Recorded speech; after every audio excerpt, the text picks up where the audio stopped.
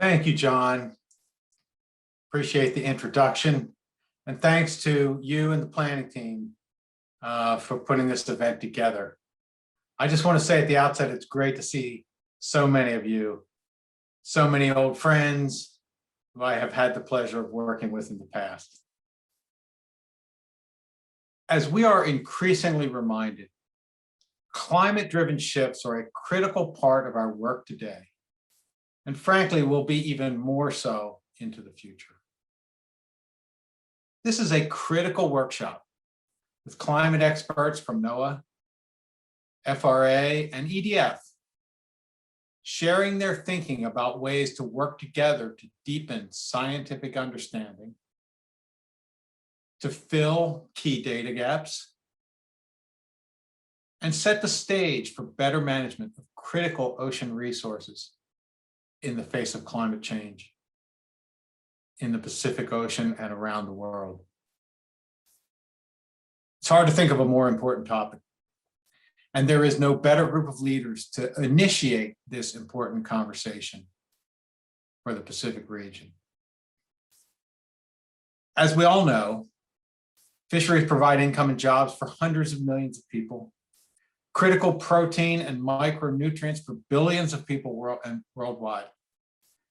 The Pacific Ocean is home to some of the most powerful fishing nations, most valuable and largest volume fisheries, not to mention the tremendous diversity of species, vessel sizes, gear types, and fishing communities found throughout the basin. But climate change is rapidly altering the productivity and distribution of fish stocks, directly threatening livelihoods, food security, and ecosystem function. These impacts will become more severe over time, and left unchecked, impacts to human communities and ocean ecosystems will be profound and disastrous. In order to prevent that outcome, improved data collection and greater scientific collaboration will be a critical first step to improved coordination amongst managers and fishermen alike. I do want to take a moment to applaud the FRA in Japan for the 2018 Fisheries Reform Act, which, through TAC-based management and increased stock assessments, is setting one of the most important fishing nations on Earth towards sound, science-based management. Likewise, I applaud my former colleagues at NOAA for their ongoing efforts to end overfishing and rebuild depleted stocks. Science-based fisheries management is foundational to climate-resilient fisheries.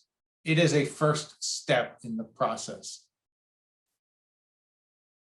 We will also need to be able to understand and eventually anticipate, or at a minimum, be able to respond in near real time as changes in species, range, and abundance intensify. To do that, we need adequate data and a deep scientific understanding of climate-driven changes. And we know those changes will not be uniform across species or geographies. So to me, the main objective of this workshop is how are fisheries in the Pacific changing? What additional stressors may be coming? What data do we need to understand these impacts? And how can we collaborate more effectively across borders to deepen our scientific understanding and ultimately manage changing fisheries more effectively? And this information will help us set the stage for future work to strengthen both domestic and international institutions and enable coordinated, collaborative decision-making to ensure that fisheries, especially the transboundary or shared stocks, continue to support jobs, provide food security, and ensure thriving oceans. I'm excited to kick off this workshop focused on greater collaboration between these two important fishing nations. I am hopeful that this gathering will be an important step in a larger process of scientific collaboration, perhaps ultimately bringing in other countries and collaborators that will help to set the stage for thriving ocean ecosystems and robust fisheries throughout the Pacific.